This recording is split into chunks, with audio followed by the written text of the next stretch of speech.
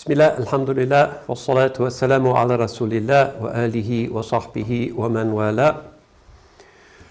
So we're moving through this complex galaxy of lights that still shine from long ago, from the almost incomprehensible sort of cornucopia of luminaries that has been preserved for us by our historians from the long centuries of the Muslim past. And at every point we've been trying to triangulate to our own situation from the accomplishments of those past great ones. And we've already seen the remarkable, perhaps even baffling diversity of Muslim types.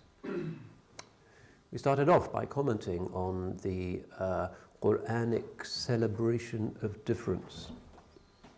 Difference in cosmos, difference in humanity. اختلاف ألسنتكم وألوانكم, the difference of your tongues and colours, and also of human types. Every single human being, by the divine decree, has his or her mizaj needed according to a particular set of spiritual possibilities. And also according to inheritance factors. We certainly believe in inheritance.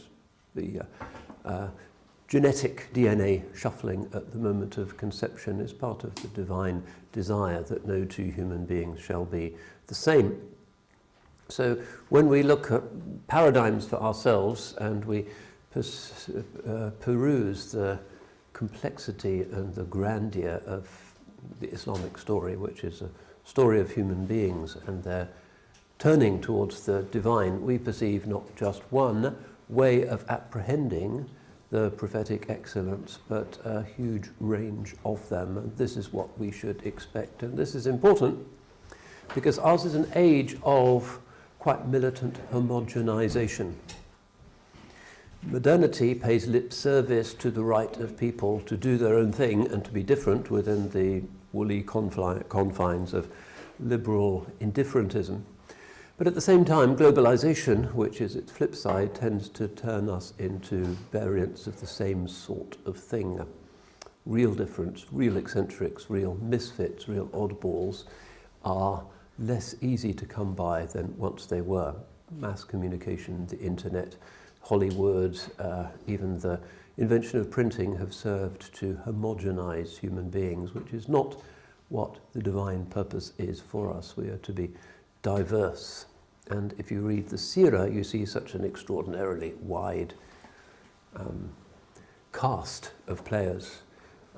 So many archetypes in a Shakespearean way bodied forth by particular personalities amongst the Sahaba. So the monochrome nature of modern humanity is an aspect of this, the drabness. And so as we begin today's journey, looking at a somewhat more recent figure, though not as recent as our Muslim cowboy that we looked at last time, William Williamson, we will be considering this, the polychrome nature of pre-modern humanity, the sheer diversity of the world, the ongoing luminous intensity of the natural world, human engagement with other forms of consciousness in ways that nowadays has become perfunctory and hurried. The more opportunities for leisure we have, the less time we seem to have just to take a deep breath and contemplate the moment. These are all usual homilies. It is our modern condition. But in past times, humanity was something very different. And probably would have regarded us with horror and pity, not just as hopeless materialistic blasphemers, but as people for whom part of the richness and the intensity and the in-the-momentness of humanity has been lost in favour of a kind of daydreaming.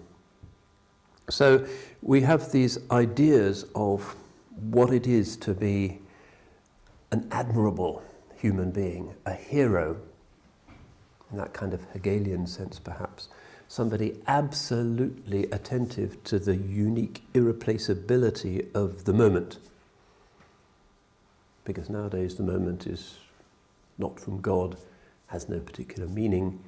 There's no symbolic interpretation possible. It's just another moment, another random concatenation of atoms in a meaningless universe. We're kind of in a hurry to get on to the next one in case it's more interesting. But in a theistic cosmos, where every moment is full of divine meaning, if only we would stop, take a deep breath and meditate upon it. Yeah, they were people who were Ibn al-Waqt, people who were sons of the moment and were, to use the dreadful bowdlerized mock Buddhist contemporary category, mindful. They were in the moment, hadirin. And that led to a certain intensity of personality and a certain intensification of the possibilities of manhood, the possibilities of nobility, the possibilities of criminality, the possibilities of masculinity and femininity. All of these things were, as it were, highly coloured, intensified, writ large. So I want to start with an example of this. It's a passage that's kind of famous in travel literature. This is Edmondo de Amicis' famous book about Constantinople, Istanbul, which he visited when the Ottoman thing was still kind of visible. This is in the time of Sultan Abdul Aziz, so the beginning of the end, but he could still see the old world, the old guys in splendidly coloured clothes and magnificent turbans and the colour and splendour and havoc of the East, and then the modernisation with the black frock coat and the boring tarbush and the efficient time and money men in the modernised European offices, and the decline of the splendour and the extravagance, the cornucopia of the Levant, its cosmopolitanism replaced by efficiency and moving towards a monoculture. So here's his reminiscence. He's just been to see the Sultan Abdul Aziz, who was a rather sorry figure, and he's expecting to see this oriental pageant. And instead, it's a very Europeanized kind of thing. He rides out of Dolmabahce Palace, which is this very Europeanized Rococo thing, and the palace officials are there, and the Sultan is kind of drably dressed and he's kind of a bit bored. There's a bunch of French tourists there, goggling. Nothing, just another modern spectacle. So he's just reflected on this. And then he says this, and I'll read this in extenso because it kind of sums up what we have lost and leads us into the remainder of today's reflections. As the reader can see, the spectacle of the Sultan's procession has today become a rather drab affair. The sultans of olden times issued forth in great pomp, preceded and followed by swarms of horsemen, slaves, guards, gardeners, eunuchs and chamberlains, who seen from a distance, so enthusiastic chroniclers tell us, looked like a sea of tulips. The sultans of today, on the contrary, seem to shun pomp and circumstance, as though it were a mere theatrical display of lost grandeur. What would one of those early sultans say were he to rise up from his tomb at Bursa or Torbe in Istanbul and see one of his 19th century descendants passing by, dressed in a black frock coat, without a turban, without a sword, without jewels, surrounded by a crowd of insolent foreigners? I suspect he would blush with rage and shame, and as a sign of his supreme displeasure, cut off the beard of his unworthy representative, as Suleiman I did to Hassan with one sweep of his scimitar, the deadliest insult which can be offered to an Ottoman. It is true that there is the same difference between the sultans of the past, whose names alone terrorized Europe between the 12th and 16th century, and those of today, as there is between the Ottoman Empire as it is now and those of the first centuries. Those earlier sultans summed up all the youth and beauty and vigor of their race. They were not only a living image of their own people, a beautiful emblem, a precious pearl upon the sword of Islam, but in themselves alone were one of its great strengths. It is impossible not to see in their personal qualities one of the main reasons why Ottoman power grew in such an extraordinary way. The most glorious period of Ottoman history lies in the first youth of the dynasty, lasting 193 years from Osman to Mehmed II. That was indeed a succession of powerful princes. With one exception, and taking due account of the times and of the conditions of the race, they were austere and wise and loved by their subjects. They were often fierce, but rarely unjust, and frequently even generous and benevolent towards their enemies. All of them were princes befitting their race, handsome and imposing in appearance, true lions, as their mothers called them, whose roar made the earth tremble. The Abdul Majids, the Abdul Azizes, the Murads, the Abdul Hamids are mere shadows of Padishahs in comparison with those formidable young men, born to girls of 15 and youths of 18, bred from the finest Tartar stock and from the flower of Greek, Persian and Caucasian beauty. At 14 years of age, they were commanding armies and governing provinces, and their mothers were rewarding them with slave girls as beautiful and ardent as themselves. At 16, they were already fathers, and at 70 as well. But love in them did not undermine and weaken their natural vigor of mind and body. Their minds were made of iron, as the poet sang, and their bodies of steel. They all had certain features that have been lost in their degenerate descendants. The high forehead, the arched eyebrows meeting like those of the Persians, the blue eyes of the sons of the steppe, the nose curving above the full red lips like the beak of a parrot over a cherry, and the full black beard, for which the Seraglio's poets were ever racking their brains in the effort to find charming or striking similes. They had, quote, the glance of a Taurus eagle and the strength of the king of the desert, necks like a bull, broad shoulders and wide chests that could contain all the warlike fury of their people. Long arms, large joints, short-bowed legs that could make the strongest Turkoman horses neigh with pain, and large hairy hands that could wield with ease the bronze maces and huge bows carried by their soldiers.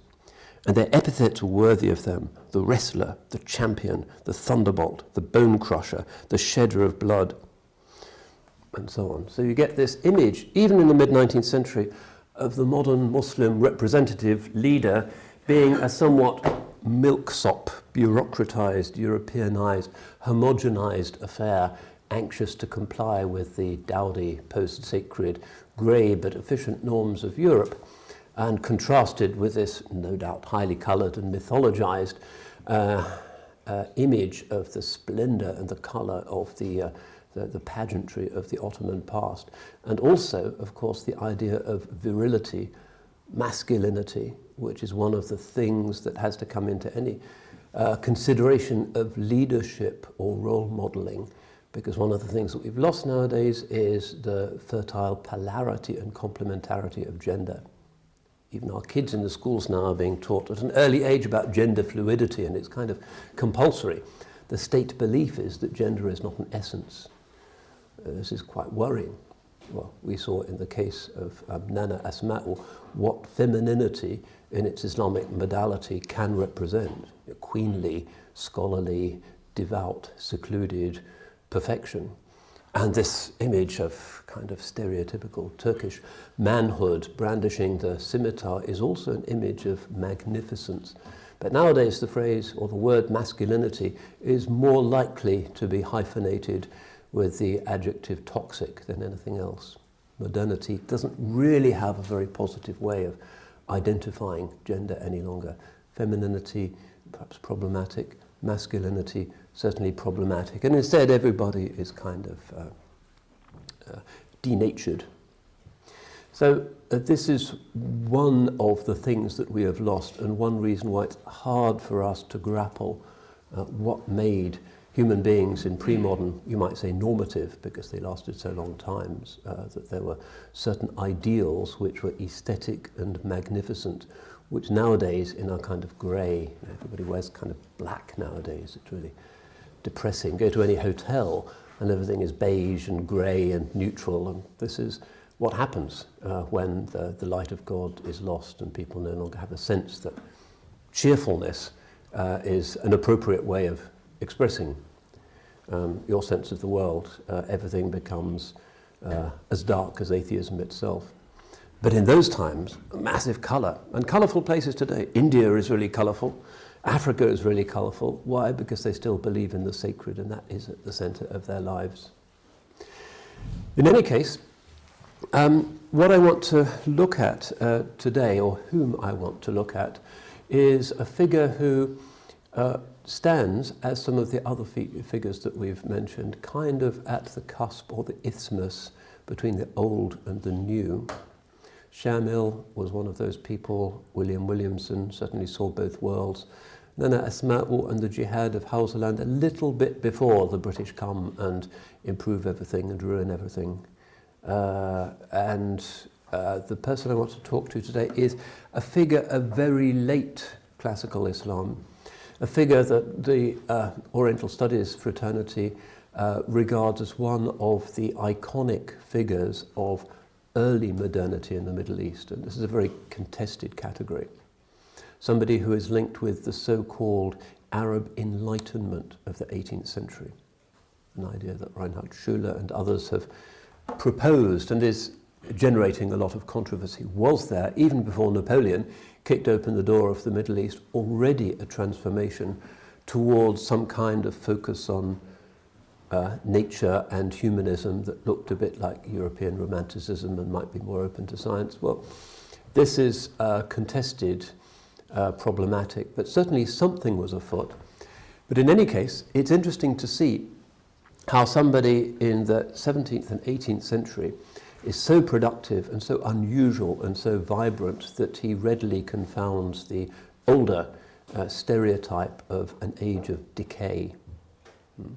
The traditional European way of mapping Islamic civilization was that it reached its high point with Abbasids, and that's when the great philosophy was written and when everything seemed to be splendid and magnificent, and they were starting to rationalize how they loved the Mu'tazilites and the Falasifa in ways that were a miraculous prefiguring of the glory that was said to be 19th century Europe. And then after that, somehow you had Ghazali and Razi, and everything becomes very kind of religious and repetitive. And the age of decline, conservatisme figé, sclerosis, these are the Oriental stereotypes of the later Islamic period. But we're now looking at some of those figures and actually disinterring their books from the libraries. And of course, as you would expect, we find wonders. One of the big things that's happening in Islamic studies nowadays is the collapse of the old paradigm of a kind of Renaissance moment in the 10th, 11th century in Baghdad, and moving towards the idea that there is an endless regeneration and reconfiguration, based also in the realization that the European obsession with novelty and innovation may not be the only way of valuing a civilization. Maybe there's other ways. Maybe the happiness of the population could be a way of valorizing the intellectual armature of a civilization, rather than this endless Whiggish idea of everything progressing towards, of course, ourselves. In the modern West, when they call something progressive, the only thing they ever mean is that which moves towards the current value set of secular liberalism. They have no conception of progress being desired by intelligent human beings towards any other ideal. That's the great unthought.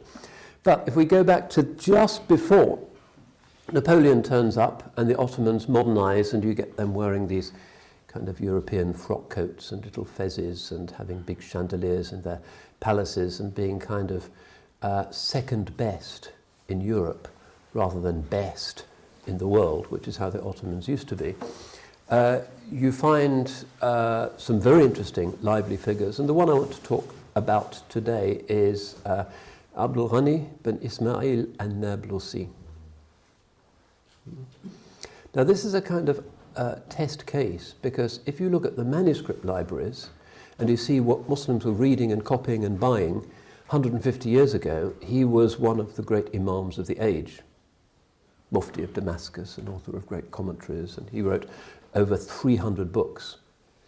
I was in Sarajevo a while back. There's plenty of his manuscripts in the libraries of Sarajevo. He was from Damascus, but the book spread very quickly. But nowadays, not really thought about. Partly because the Ummah has decided to move in the direction of another Damascene, Ibn Taymiyyah, who lived 4 centuries earlier, who had a very different sense of how you deal with the world and with crisis and with diversity.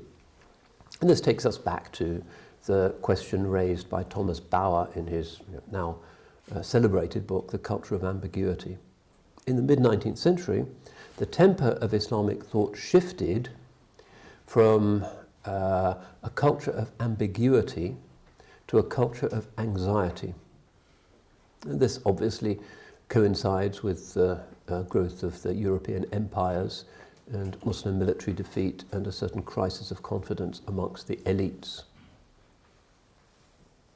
So in the 18th century in India, the kind of sectarian disputes that you get amongst Indian subcontinental Muslims nowadays, the Deobandis, the Brelvis, the Ahl al-Hadith, I know not what, hardly exist, because there was more of a sense amongst the ulama that this ikhtilaf, different opinions, especially about matters of barzakh and ghaib, were kind of normal and part of the way things were supposed to be.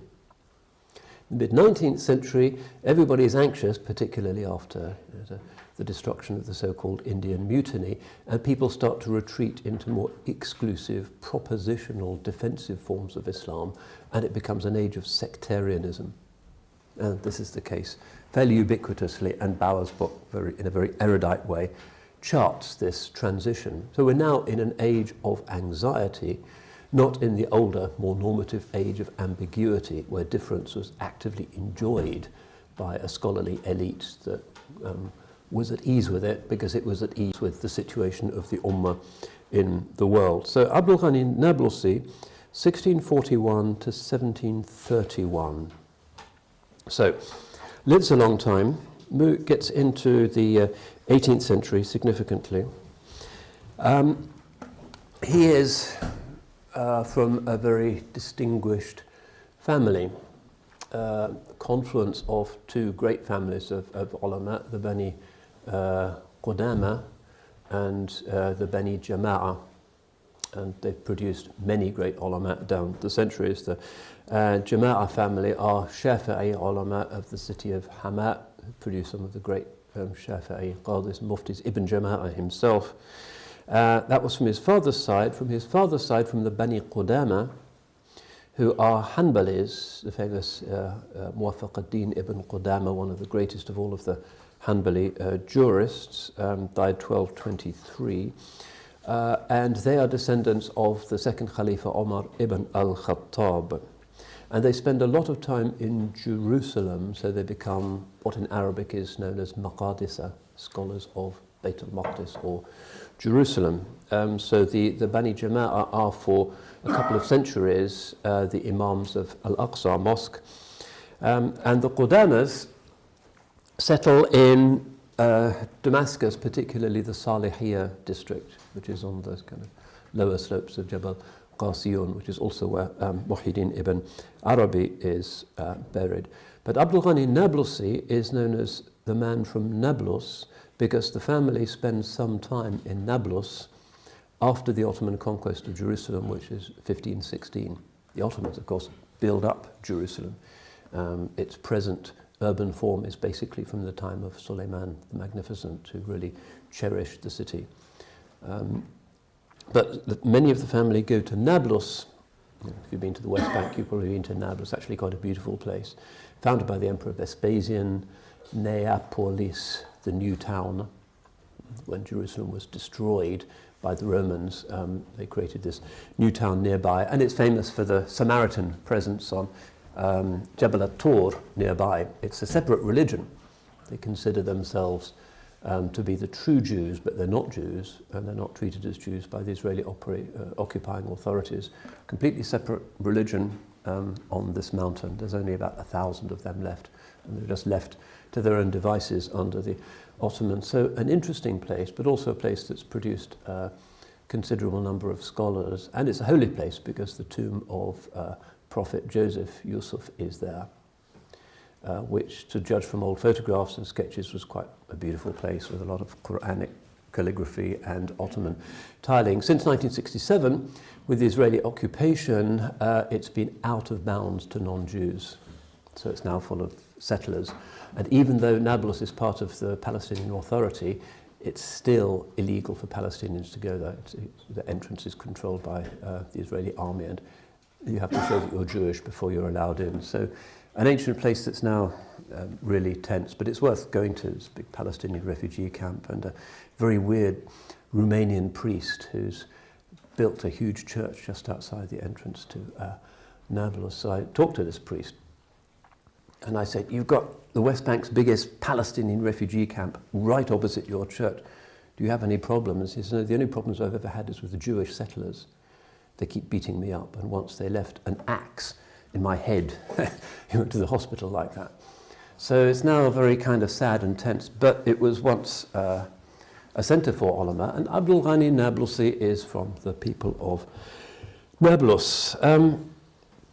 Then they move to Damascus, and quite quickly they become hailed as great scholars. His grandfather Ismail becomes the main preacher of the Umayyad Mosque in Damascus, and also head of the Dar al-Hadith al-Ashrafiyya, which is one of the big madrasas of Damascus, which is a Dar al-Hadith, obviously a college specializing in Hadith studies. He becomes the Shafi'i Mufti of Damascus, like most people in the Levant at this time, they're Shafi'is, and also becomes a successful businessman. So the family is always wealthy. Abdul Ghani inherits quite a lot of wealth, and this becomes significant.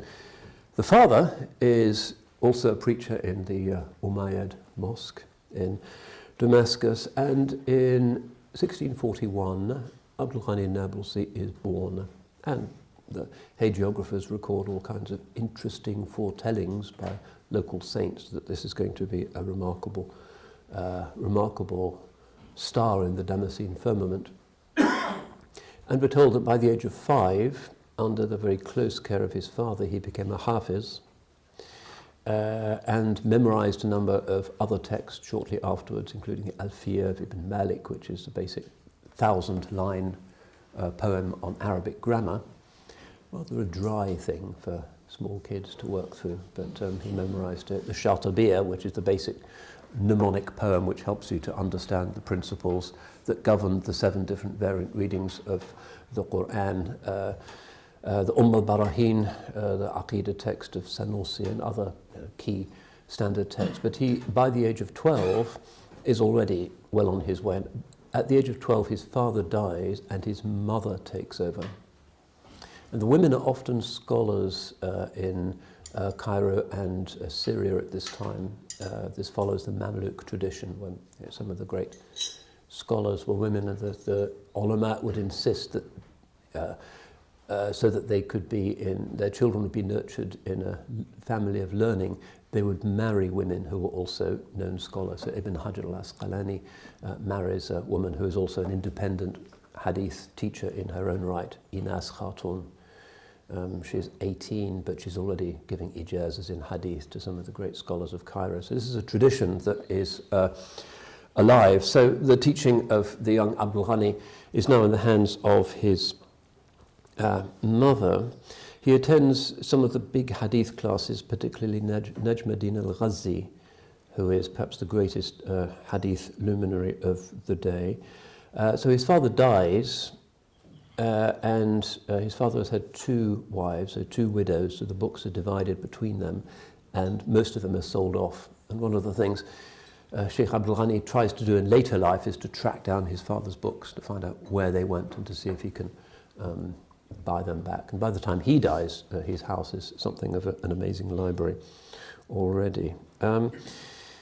So he is focusing very much on hadith, but also on the fiqh tradition. There's a very strong Hanbali tradition in Damascus, more really than anywhere else in the Islamic world at the time. Generally, the ulama have historically voted with their feet and not appreciated very literalist interpretations of doctrine and law. So the Hanbali school is the smallest, but Dawma, which is a suburb of Damascus, is historically a traditional Hanbali redoubt. I suppose continues to be to this day, despite the recent misfortunes. He's also reading a lot of Sufi texts, Ibn Arabi, Afif ad-Din Tilmasani, Abdul Karim al-Jili, Ibn al-Farid, particularly that which is poetic. And what is kind of getting a reputation for as a teenager in Damascus is somebody who really, really knows the Arabic language. And to this day, some ulama, when they think of him, will think of his poetry and his works on literary criticism and rhetoric. So the first time he really makes a splash in Damascus is at the age of 25. He kind of publishes a poem about the Holy Prophet, alayhi salatu wasalam. It's in 150 lines, and it's obviously in the huge riverine tradition of literature that produces the Burda and other material, and it rhymes in meme, like the Burda, because that's the letter with which the name of the Holy Prophet begins, and it follows that convention very conventionally. But it is also what's called one of the badi'iyat, and badi' is a particular tradition of Arabic literary culture which doesn't just wish material to be rhetorically correct, but wishes to make a line of poetry or a piece of art prose absolutely packed with the most complex and brilliant kind of show-stopping displays of linguistic erudition, unusual words, strange internal rhythms, double entendres, metaphors, similes. Badi' means kind of shining or outstanding. It's even one of the divine names in the Quran. Badi'u as-samawati wal-ard is kind of the shining originator of the magnificence of creation. So the procreation, the literary procreation, which is the work of the poet, is in traditional Arabic culture something that is considered to reach its highest point with these really difficult kind of tour de force exhibitions, which to us are very difficult to read now, because who now knows there's 70 different Arabic words for wine. Maybe your average educated Arabic newspaper reader might know 2 or 3, but the others could be Chinese. But back then they inhabited the language, and the language was something that they kind of ate and drank every day, and they experienced the aesthetic of it, and they appreciated unusual figures. And this was what the elites used to do in the Arab world before television and Al Jazeera took over. They would recite poetry to each other. And I remember seeing that in some households in Cairo in the 80s. After the dinner, they'd sit around and so play games with poetry. So the person whose house it was would recite a poem and then stop at a particular point, and then somebody else present would have to continue with another poem that was in the same meter and using the same rhyme. And then the first person who couldn't do that, when it was your turn going around the table, was kind of out, and it would be a great shame. I didn't do very well at that kind of Arab parlour game, but it was a reminder of how things used to be, that the language and the cultivation of the fine sounds and the subtle allusions of the language was a kind of almost sensual thing. It was like drinking cognac after a meal. It was a refined thing that was very widely pursued. So I just caught a glimpse of that. But in 18th century Damascus, it's what everybody does, and it's part of being a civilized, educated Muslim human being. So he jumps into this ocean and produces this poem about the Holy Prophet, this mimiyya, and it's in a particular kind of tradition. Now it's called Nafahat al-Azhar fi Madh al-Nabi al-Mukhtar. And he's in one of these sessions, and there are these grey-bearded muftis around, and this kind of young squirt is there and reciting his own poetry. He's not quoting from Ibn al-Mu'att, this is his own poetry. Right. He does a few verses, and then a few more, and eventually they ask him to recite his complete qasida, and they're completely amazed. Some of them don't really believe that it's his. They think, it's not possible, because as part of this badi' tradition, one of the things you do is to incorporate in every line of your poem one of the figures of Arabic rhetoric. So a particular kind of metaphor, a particular kind of alliteration. And in some of the poems you actually use a word that is cognate with the technical term for that alliteration. And a lot of people read the Burda, for instance, they think it's just a nice sort of archaizing poem about the Holy Prophet. They don't realize that in every line there are technical allusions to forms of Arabic grammar and alliteration that scholars will recognize. It's a kind of literary salon piece, a tour de force. So somehow this Abdul Ghani has come up with this shining qasida, and some people kind of openly say, we don't really think that you could have done this, although we haven't heard it before. So he says, all right, in 2 weeks I'll come back with a commentary showing that I understand this and that I wrote it. And the Chief Mufti is there. No, the Naqib al-Ashraf is the head of the guild of the prophetic descendants, and he says, all right, we'll give you 3 weeks. So he comes back in 3 weeks' time with something that is still on the shelves of Arabic bookshops everywhere, and you can see it took a long time to write, but he does it in 3 weeks. And he presents this, and some of it is in poetry, and some of it is in prose, and it quotes the earlier Badi'a works, the Burda and other works, and it's clear that this is all his own work. And he somehow found time at the end of it to write another poem of the same length, it's in here somewhere, which does the same thing, but which explicitly names in each line the literary form that he's using in that line. And this kind of blows their minds, and they kind of recognize. And from this point onwards, the rather grudging, judgmental world of Damascene professors recognizes that this is a new phenomenon. Of course, they're critical, but they're also happy because they realize that they're being joined by somebody who is really worthy of the tradition. So, as the years have gone by, because one of the things about these late scholars in Islamic history is that they're inheriting a lot from the past. In the 2nd, 3rd century, the libraries are fairly basic. 1,000 years later, the libraries in Damascus are absolutely packed with wonders. And it's worth noting that nowadays we don't actually have access to the riches of Islamic civilization. Not just because we don't read, but because of all of the books that have ever been written in Islamic languages, 99% at least remain in manuscript form. You have to go to the library and drink tea with the custodian and give him a gift of some kind, and then he brings out this miracle, which somebody looked at 150 years ago, but generally the Ummah is busy with Ibn Taymiyyah or learning to drive or whatever, and it's gathering dust. Only 1% has even been printed in Arabic.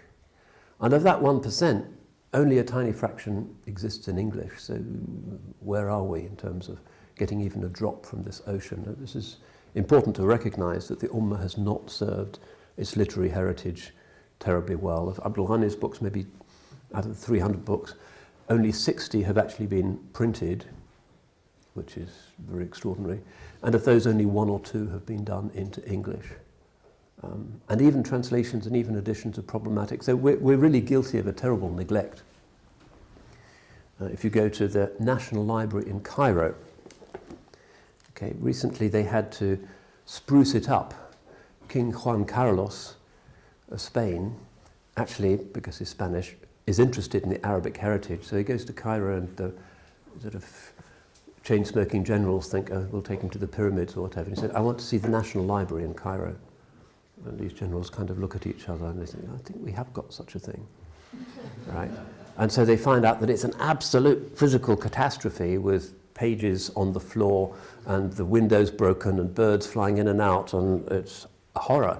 So they have to pay for it to be painted and a few cases brought in to make it look less shameful, but it's pretty appalling. They have some of the most beautiful and amazing books in the world, and then you open the manuscript, like in Cambridge, you open the manuscript and it's kind of like being in a surgical theatre. You have to wear white gloves and a particular kind of pencil, and there's a disapproving librarian looking over her glasses. In Cairo, tfaddal ya bey, slap it down in front of you. You open it up, and then they bring your shay, your tea, and they put it on the manuscript, and it leaves a ring. Anyway, this is the Ummah, really decadent. It's, what can one say? But the treasures are still there, and people still find the most amazing riches and beauty, and just in terms of the bookbinding and the calligraphy and the paper making. Anyway, treasures, buried treasures, and so his heritage has been to some extent neglected, partly because people find that very high, exalted, deliberately difficult Arabic, just hard work. But he's produced this thing, and as I say, it comes late in the evolution of Arabic literature, so it's already quite almost Baroque, Rococo, you might say, with all of these flourishes, for a very refined aesthetic sensibility. And over the centuries, the tradition of these badi'iyat has developed, so that Sharaf ad-Din at-Tifashi had increased the previous record for the number of literary forms you could get in a badi'i qasida, which had been held by Abu Bakr al-Hilli, which was 37. He ups it to 70, and the whole ummah is kind of cheering, it's got to 70. Yeah. It's like one of those sort of TV contests. I don't know, you have to get the high score, and these are the stars of the age. And then along comes Zakiyuddin ibn Abil Asba', who manages to produce a mimiyya qasida, a badi'iyya, that has 90 different literary figures in it. Great applause from all over the ummah. And so the tradition by this time is that it has to be in a meter called basit, and it has to rhyme in mim, and it becomes a kind of literary genre. And then Busiri comes up with his Burda, which has 151 figures of speech in it. And if you know your Arabic literary rhetorical jargon, you can see how he indicates that he's putting them in. But they say if you include Tejnis, which is one of these figures, which has lots of subcategories, as one figure, then actually he only gets 140 points. That's the Burda. But it was celebrated in its time as a kind of literary tour de force as much as it was a kind of devotional performance. Okay, so let me see, despite the fact that this is in fairly highfalutin Arabic, see if we can read a little bit from his amazing text, not very systematically, but just to give you a sense of, this is in the sort of expressly written commentary, and so he's giving a history of this badi' form, and he's given the early history from Ibn al-Mu'taz and Abdul al-Hilli and the early exponents of this art poetry. ثم جاء بعده العلامة تقي الدين أبو بكر بن حجة الحموي رحمه الله تعالى. So you can see here that he's being critical. Then after al-Hilli comes the great learned scholar Taqiyuddin Abu Bakr al-Hamawi. He's from Hama, so he's also a Syrian. May Allah have mercy on him. فعارضه وجاراه وزاحمه فيما اقترحه واجتراه. And he opposed him. So he's writing this qasida as a kind of way of debunking the earlier qasida, taking it line by line and showing why his predecessor's poem was not much good and doing something even better. وَلَمْ يَزِدْ عَلَى مَا ذَكَرَهُ مِنَ الْأَنْوَاعِ شَيْئًا. But he didn't actually introduce a larger number of literary figures. بل ربما نقص عن ذلك معيبا ببعض الأنواع بحسب ما اقتضته طبيعته. But it may even be that he was less successful. He scored fewer points in listing these different literary figures, but he certainly didn't go above the number. Right. ثم شرح قصيدته شرحا. And then he wrote a commentary on his own qasida, his own poem, and then أخذ فيه بأذيال الإطالة وألبسه حلل السآمة والملالة. But in this garment of the commentary, the garment was made of an excessively long tailcoat of verbosity. And he gave his qasida a robe to wear made of boredom and repetition. And in it, he criticized some of the great ones of earlier times, etc. قال لمتعصب أفكاره هلم فاليوم اليوم وتشدق في عباراته وأفحش في إشاراته مع ما في أبيات قصيدته من الركة والقلاقة. And so he's kind of suggesting that his poem was, even though it was popular in Damascus, an embarrassing piece of uselessness. And then see who he has next. Since nowadays we're very gender sensitive. ثم جاءت بعده فاضلة الزمان عائشة الباعونية رحمها الله تعالى. And then after him came the most meritorious woman of her time, Aisha al-Ba'uniyya, This is a famous Muslim poetess and fiqh scholar of the 16th century. There's a book published about her recently because her works have survived. They're in the libraries there. Her house is still there in Damascus, they pointed out. So Aisha al-Ba'uniyya وَنَظَّمَتْ قَصِيدَةً عَلَى مِثَالِ قَصِيدَتِهِ.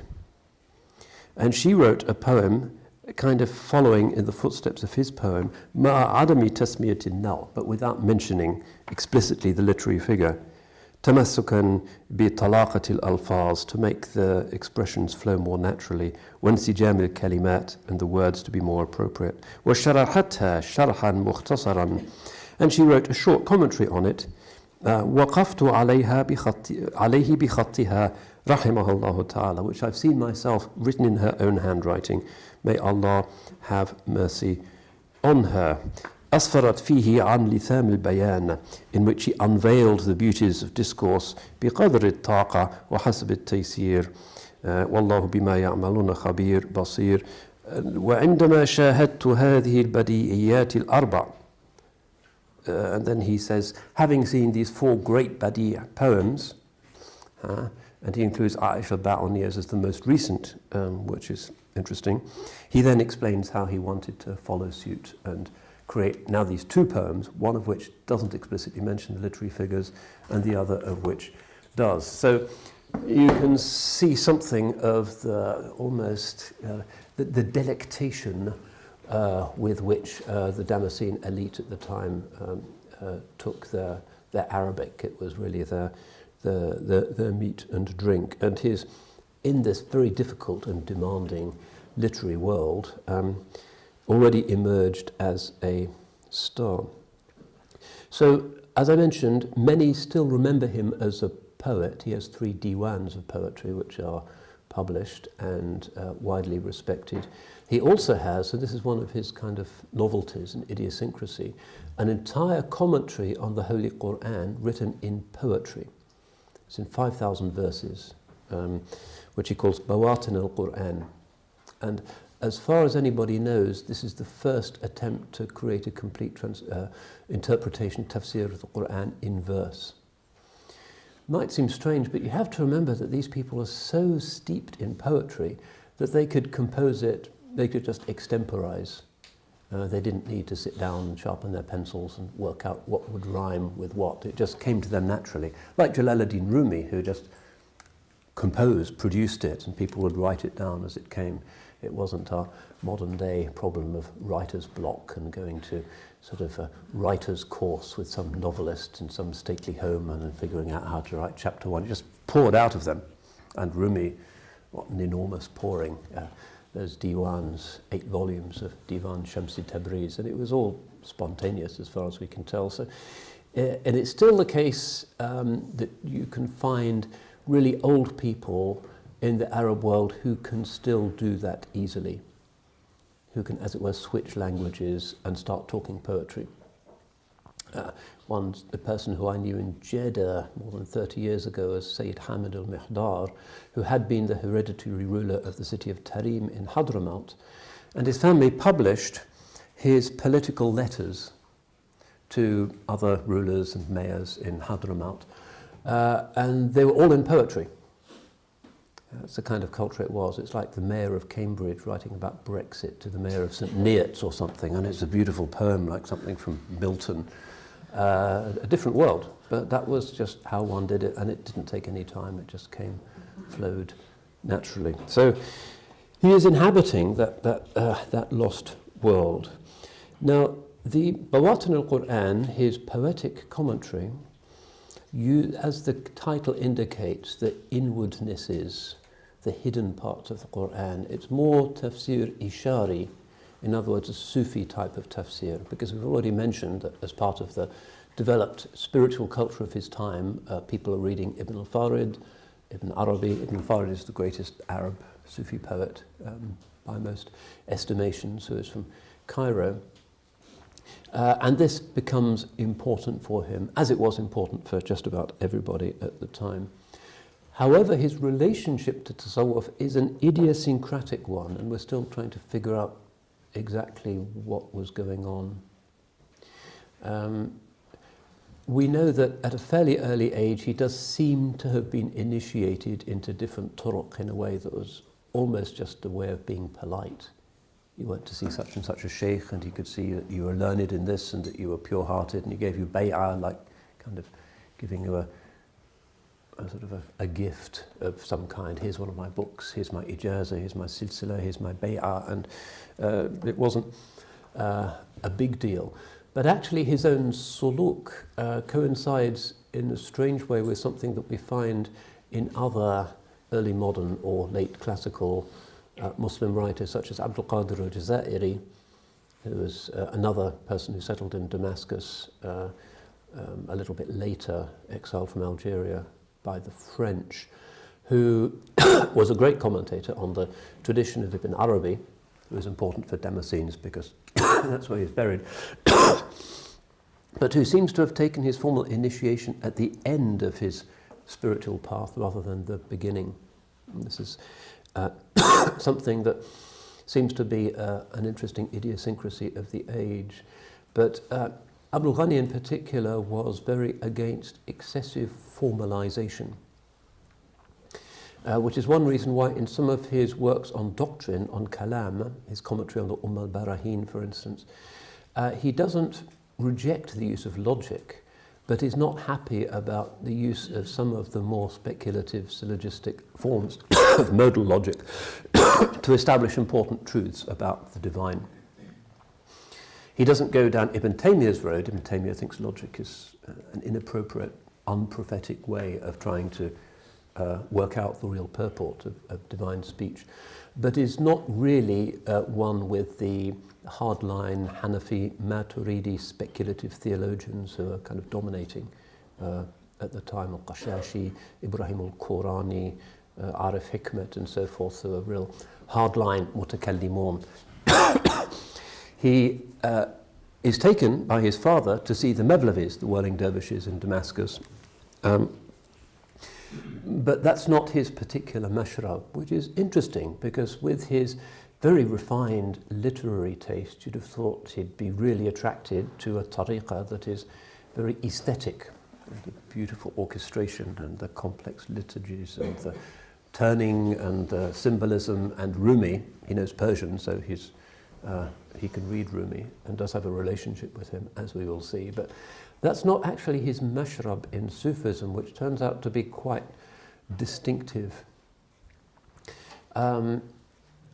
He takes a journey when he's still young to Istanbul and to Edirne, which is in the European part of Turkey, which was the capital of the Ottomans before Mehmed II conquers Istanbul, and has always been a major centre for ulama.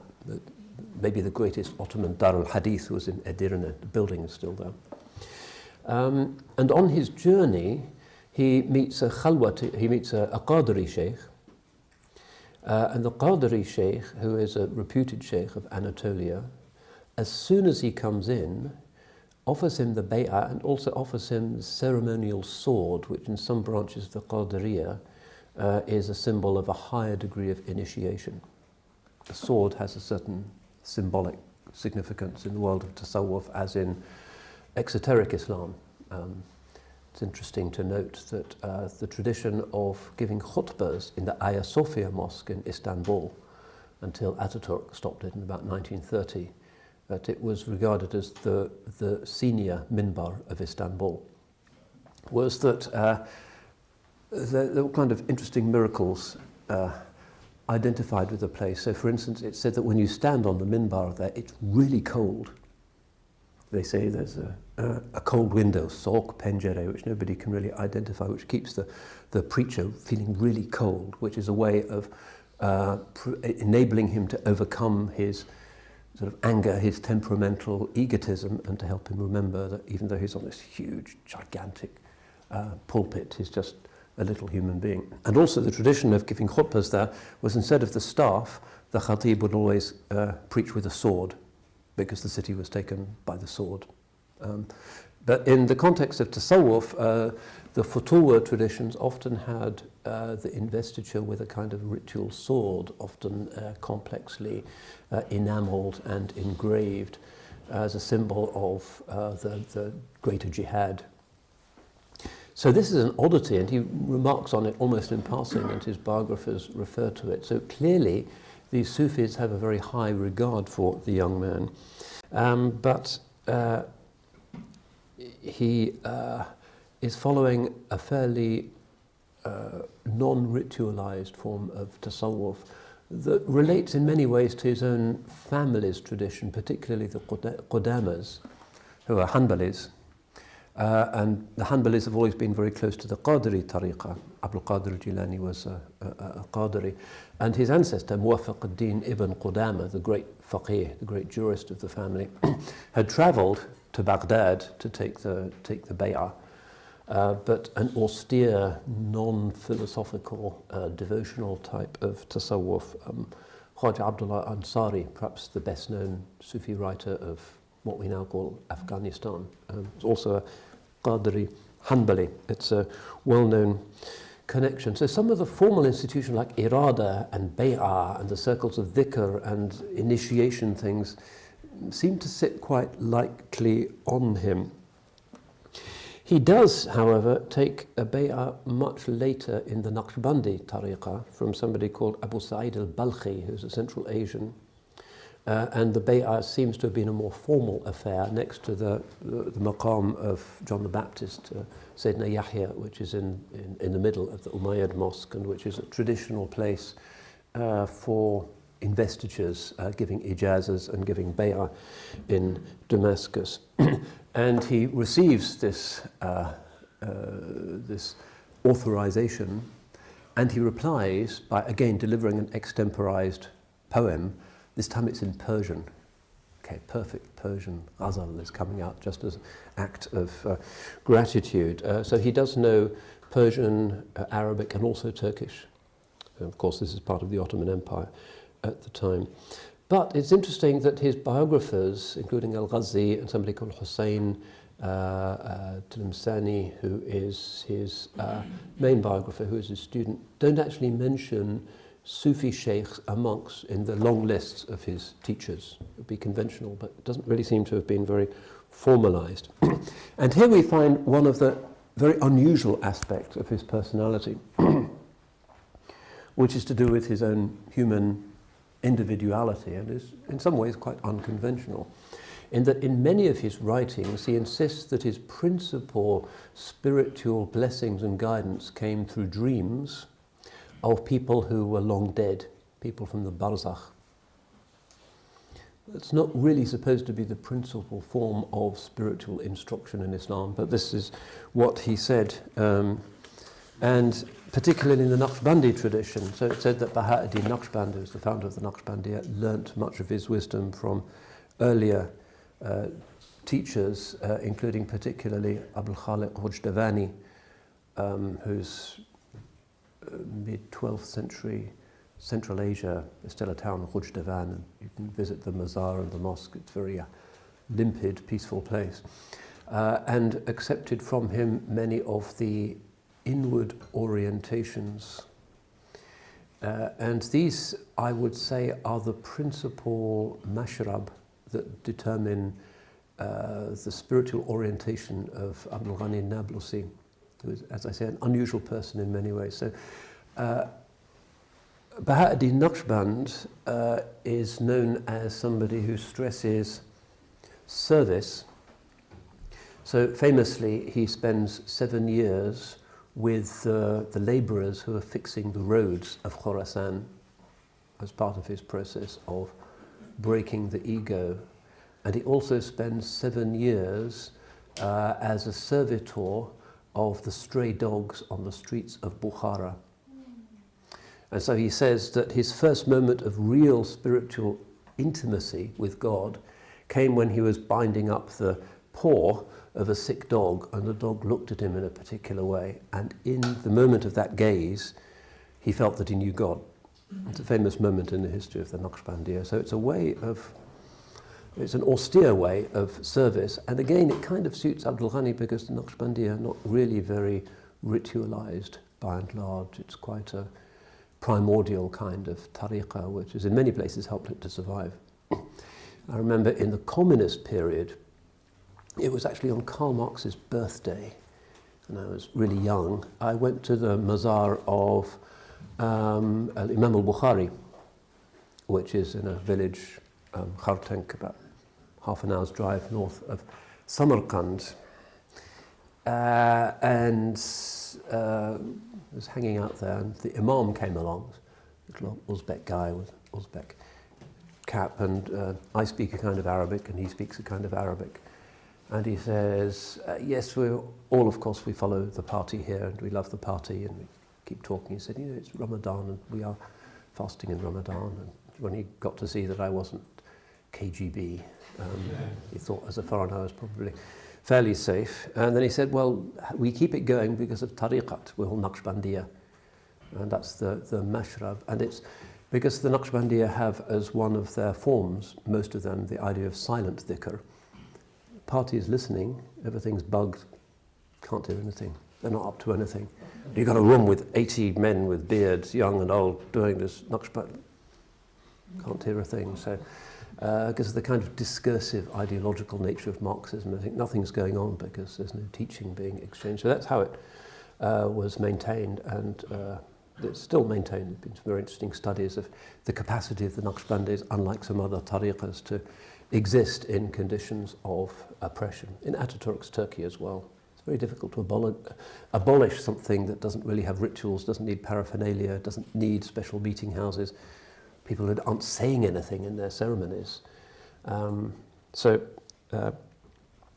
he has this sort of Naqshbandi thing, and I want to read a little bit of the teachings of Khoja Abdul Ghani, who Abdul Ghani felt he had a particular unseen connection to, who was kind of his teacher from beyond the grave, if you like. He dies in 1179. Now, in Islamic tradition, you can't learn formally from somebody who is no longer in this world, and you can't get a fatwa from somebody in a dream.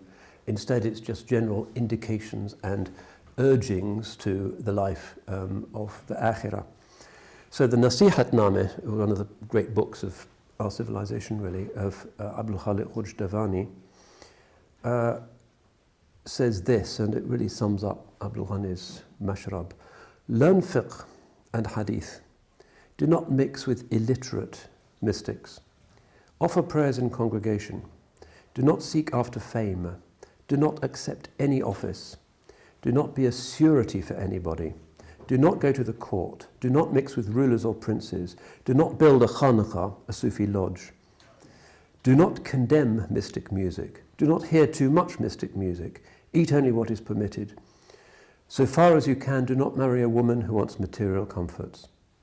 Your heart should be full of grief, your body as if of an ailing person, your eyes wet, your actions sincere, your prayers earnest, your dress tattered, your company dervishes, and your house should be your mosque, and your friend should be God. And then the famous principles of the Naqshbandiya, the Arkan, which I think really help us to understand the teachings of Abdul Ghani, and it's always, because these are universal virtues, need to be borne in mind. So here are the principles. Hosh dardam. Whenever you inhale or exhale, remember the presence of God. Nazar bar qadam. Keep an eye on every step you take, which means kind of humbly looking down, but it also means that whatever step you take is to some well-considered goal. Safar dar vatan, which means traveling back to the homeland, to the divine, which means considering what you do in the light of death and your eternal destiny. Khalvat dar anjuman, being alone in the crowd. In other words, when you're sitting on the Bakerloo line or something and stuff is going on, you are inwardly centered, you're not spacing out, you're present with the divine, you are alone with the divine in every situation. Yad kart, being in a state of dhikr. Baz gard, watch out for what you're thinking. Nigah dasht, think about what you're looking at and where your mind is wandering. Yad dasht, concentrate and make sure that your thoughts are not lazy but are disciplined and directed. So those are the basic 8 principles of the Naqshbandiyya, which become hugely important to Maulana Abdul Ghani. So we find this again and again, and it becomes actually a solace to him that he, even though in many ways is alienated from the people of the city of Damascus, who he often has problems with, and will not associate with sort of rulers and the like. He feels a little bit of a loner, but his company and his friends are the spirits of the departed.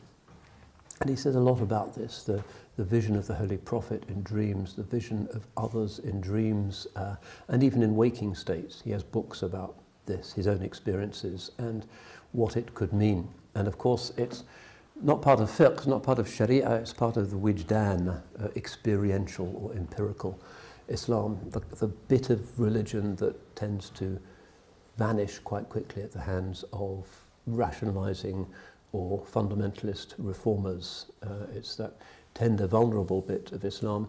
But it is something that, again, is worth bearing in mind. One of the things that I think he teaches us is the need to be alert to the enigma and the mystery of experience in religion. Nowadays, Islam is not so much existential as propositional.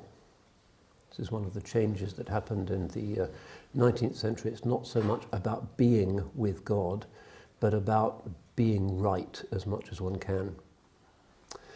And for Abdul Ghani, the idea of the divine presence and proximity, the qurb, and the unreality in the eyes of the barzakh of time and distance does enable him in ways that to the modern mind seem really strange to connect with certain realities. Now those realities still happen to people, and people have all kinds of odd experiences, syzygies, odd encounters, premonitions, and want to know what they mean. Quite often people email me saying, I had this very strong image of my uncle's name at 3:30 last week on Wednesday, and then when I got home they told me he'd died. That kind of thing. And a lot of people have stuff like that, and because it's from the ghaib, it can't be regulated and it's not clear what you do with it.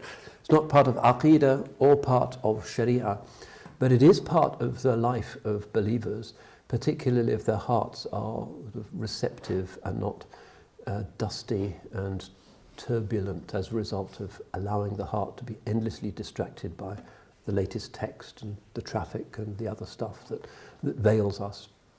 What has desacralized and disenchanted modern man is not so much Newton and Darwin and that kind of thing, but rather the fact that people have no stillness and the heart is constantly agitated and can't really see anything any longer. We don't have those contemplative experiences, but for him it's important, and it's part of the general human experience. I would say most people, if you really get to know somebody, at some point they'll tell you something that they know doesn't really have an explanation, but that even Islamically doesn't really seem to make a lot of sense or to be particularly helpful, but clearly doesn't have a material explanation. Even today people will have those things because we can't be completely disconnected from the spirit and our true nature. And often people remember those things and cherish them, and they become an important prop to them in an age that insists that the surface of things is all that the thing can possibly be. I was recently reading a biography of somebody who I thought was about the most kind of calculating and profane of people, who was Air Vice Marshal Hugh Dowding. He was the head of fighter command during the Second World War. So he wins the Battle of Britain, so I guess a historically really gigantic person. But nobody really liked him. His nickname in the War Office was Stuffy. He didn't have many friends. He was rather melancholy because he'd married the girl of his dreams and then she died the next year, and he was quiet. But after the war, he starts to write about things that he's already been imprudent enough to talk about when he's sort of hanging out with Churchill and deciding where to put the squadrons. You know, enormously, cataclysmically vital decisions when the country really thought it would be overrun. And my grandmother was given a box of grenades to keep under her bed, so when the tanks went by, she could drop grenades on the heads of the Germans. It was kind of Brexit, but 1 trillion times worse. It was a real time of existential panic for the country. And he was the one who was responsible for this last line of defense. And he felt regularly the presence of dead fighter pilots. And he started to talk about this. He had dreams, or he felt they were there in his office, and he kept talking about this. Actually, at the end of the Battle of Britain, even though he'd, I guess, saved the country, they sacked him because he kept talking about these sort of vague things. And there was, you know, I know that that fighter pilot was with that squadron and he didn't survive. He felt, and it's, I think, to do, or perhaps it's to do with this nazar bar qadam, this immense attentiveness to the moment, which has to be the way of the warrior. It's the samurai preternatural awareness of everything, or you die. That he was in that state, and these ghaib things, who knows, appeared, and he thought maybe they're not ghosts, maybe they're spirits that were attached to them, and he didn't really have the language of jinn or the way in which we necessarily indeterminately talk about these things, but it became a very important thing. So at one point, he has a dream. He writes about this after the war. He has the dream about a fighter pilot who's died, and the fighter pilot, who's called Max, says, "You should invite my mother out to lunch, you'll like her." So because he's already kind of believing in this world that's become really real, he looks up the family and he finds the mother's, the bereaved mother's address, and he invites her out to lunch. She's kind of, what is this? Huh? But she has also, according to Air Vice Marshal Dowding, when she tells him afterwards, she has had a dream of his name, Hugh. So they have this lunch in wartime London, and eventually they end up getting married. And it becomes a kind of story because she's very keen on esoteric things. She makes him a vegetarian, and she starts Britain's first ethical cosmetics company. So she's in that world of being really aware of, without having much to do with Christianity or any particular religion. But I thought that was interesting, that somebody coming out of that really kind of high-tech conflict, sitting behind a desk in the war ministry, could have had those kinds of experiences which stayed with him. But, we struggle to articulate that, but for so many people in history, they have had some sort of thinning of the veil and an awareness of the mysteries of the barzakh, which usually we don't have words to convey, and we come up with strange ideas like seances and mediums and ghosts, and it's not like that at all. It's something harder to put into words, which is why religion leaves it kind of, in Islam you're not really supposed to delve into those things, but sometimes people have those experiences anyway. So this seems to have been important for Abdul Ghani, that he communes with the great ulama of the past. I'm not giving him fatwas, but they're somehow a presence that supports him. So he has a relationship with Jalaluddin Rumi, for instance. It helps, I guess, talking in Persian, if you see somebody who speaks Persian in a dream. So he writes about this, and he writes books about the many ulama in the past who have had similar experiences, and the validity of taking spiritual teachings from people who are from another plane or another age. And this seems to have helped him with his loneliness. So at the age of 40, we have the kind of Ghazali-type crisis moment in his career, which is kind of enigmatic, rather like Ghazali's crisis. Some modern scholars of a reductionist bent say that he suffered from depression. Probably not, because he was actually extremely active people who suffer from depression tend to be a bit kind of listless and unfocused. But some of his great works were written during this period. So at the age of 40, he goes into a kind of khalwa, a retreat. He'd never been particularly sociable. So when he's still in his 20s, Damascus is excited because the Imam of the Haram in Medina, Abdul Rahman al-Khiyari, who's a great Kalam scholar and Sufi, is visiting. And of course there's a big reception to honor him. And al-Khiyari has heard of Abdul Ghani, looks around but he's not there. And he asks about him and says, well, he's at home as usual. So he has to have a special audience with him. They converse privately, which indicates, I guess, that already in his 20s, Abdul Ghani is kind of known internationally. And we're also told that when they had the conversation, it was carried out entirely in poetry, of course. So Khiyari later writes that Sheikh Abdul Ghani is one who saw mixing with people as a waste of time, with the path of happiness and expansion bust being the worship of God in the privacy of one's own home and avoiding public life. And he said he actually prefers associating with books than with people. So this khalwa, when he kind of formally disappears, and he really disappears for 7 years, happens in the year 1680. Modern scholars say, well, maybe it's because of academic rivalries, or maybe because of abuse, the roughness of street life, and he's very refined and can't take it, so he just stays at home. Well, we know that he's written poetry in which he's critical of the city, so he says things like this: O you that intends to enter this city, enter not, for in Damascus devils dwell. Take care that the darkness which you will behold may not extinguish your light. From this garden city you should run and flee, not thinking them to be roses and narcissi. So at this time he writes a book to explain the practice of seclusion, and it's basically a hadith collection because there are plenty of hadiths that indicate that solitude and avoiding the crowd are appropriate in times of fitna, and particularly in the end times. So this is his book, Takmil al-Nu'ut fi Luzum al-Buyut, which is basically, you translate the title as something like The Perfection of Discourse on Remaining at Home, which he publishes in 1685. So he writes things like this because obviously people are criticizing him. He's not even coming out for the 5 daily prayers. He's praying at home.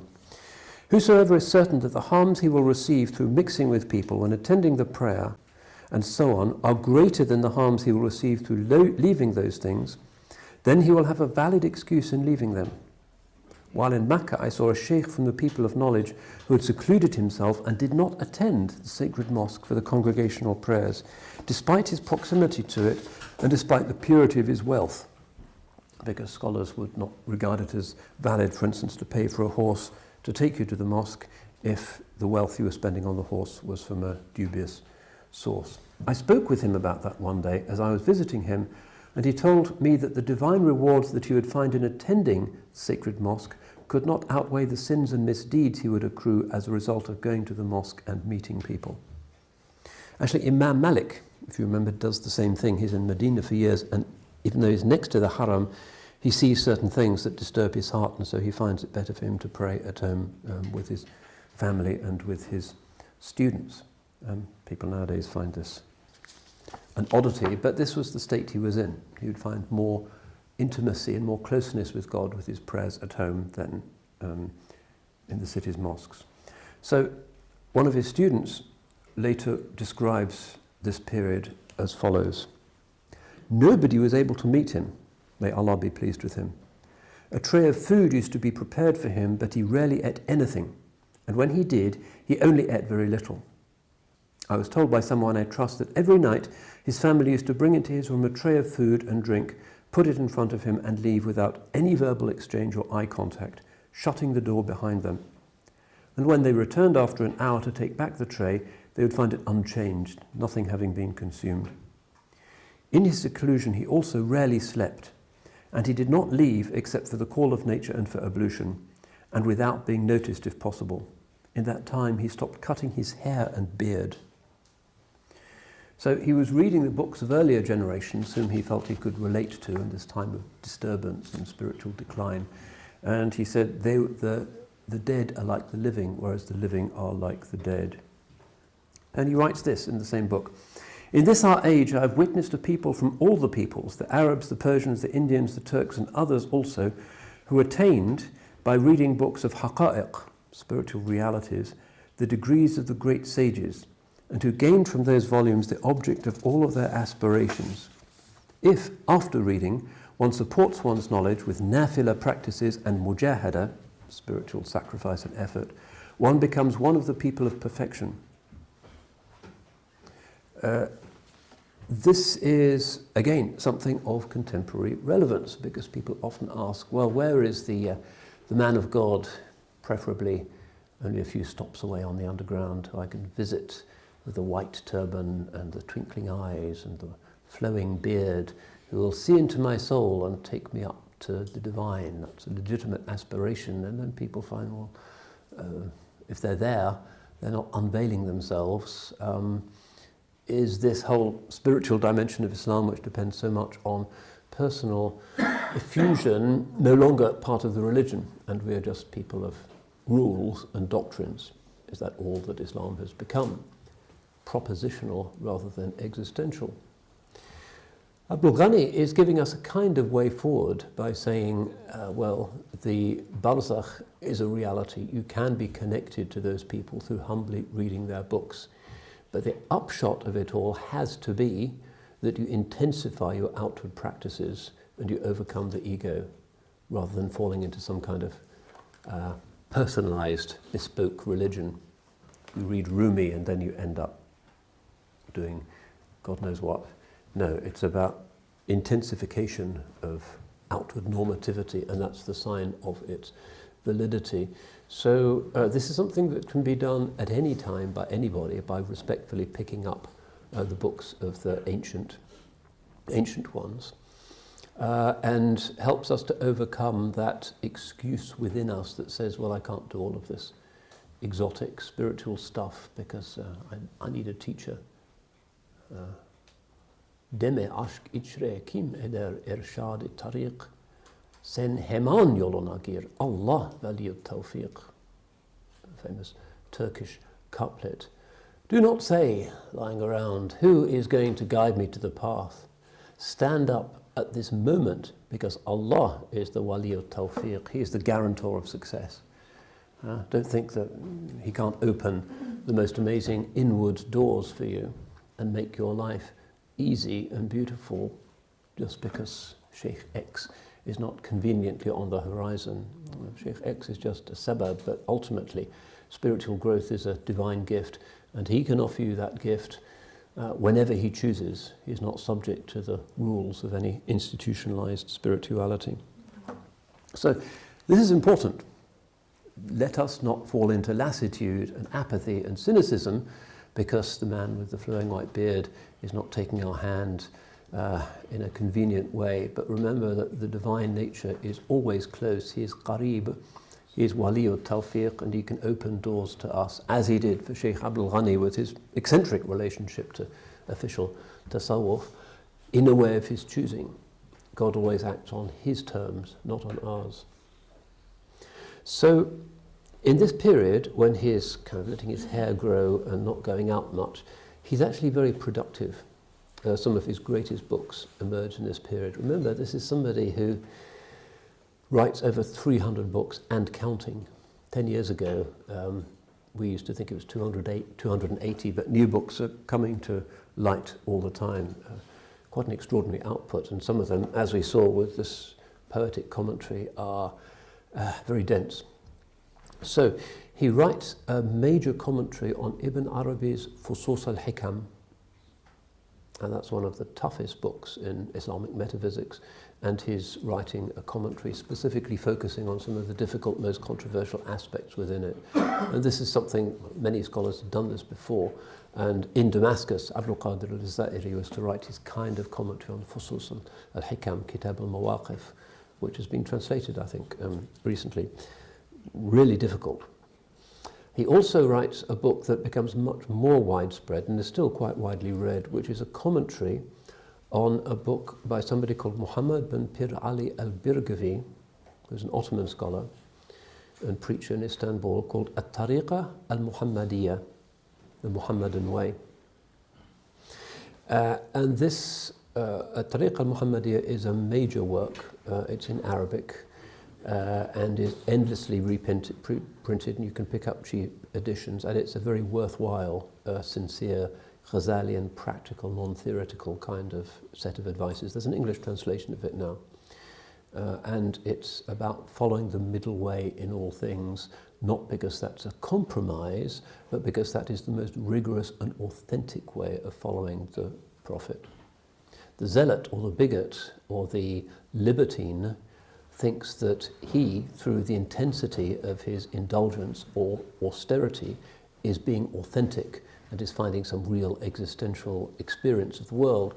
No, the real effort is to find the middle way. Extremes of any kind are an indulgence. The middle way requires a lot of self-discipline and paring away of the turbulences of the ego. So it's definitely a book worth reading. It's early 16th century, I guess. One of the things that he talks about is the need to give people easier fatwas. وَإِيَّاكُمْ ثُمَّ إِيَّاكُمْ وَالْأَخْذُ بِالْأَحْوَطِ مِنَ الْفَتْوَى. He says, whatever you do, do not give people the more difficult of the possible fatwas, the more precautionary. Why? Because the people of this age are weak. And if you give them difficult fatwas, they will collapse under the weight and start to dislike the Sharia. Give them the easiest, as long as it's halal. And this, of course, is a prophetic counsel. The ego doesn't always like giving people easy options because we assume it's because of our laziness or some kind of liberal Islam. But for Birgavi, no. For Birgavi, it is taqwa to give the ordinary Muslims the easier interpretations. And it is usually the ego that wants the harder interpretation because it's a form of self-praise. It's a kind of Sufi understanding of fatwa policy, and it represents the usual fiqh position. But nowadays, we tend to assume that the narrower you are, the less compromises you make, the more the West will be angry, and therefore the better a Muslim you must be. The kind of psychological way of doing fatwa. Whatever is most extreme shows how authentic I am.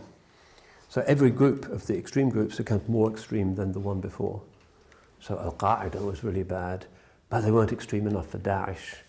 And then Daesh, and there's even worse things happening, and that's the nature of, because the extreme is a downward process, because it's governed by the ego, so it's easier for it to slip more and more towards its own nature. Whereas the golden mean is kind of a summit, and it's a struggle to get there, because the ego doesn't want balance, because you have to think and make sacrifices.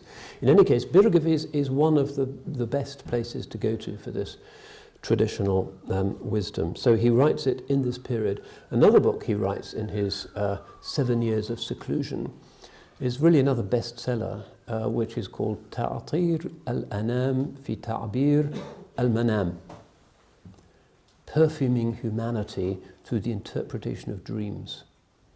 It's obviously important for him because much of his inward life is to do with barzakh experiences and visions in dreams.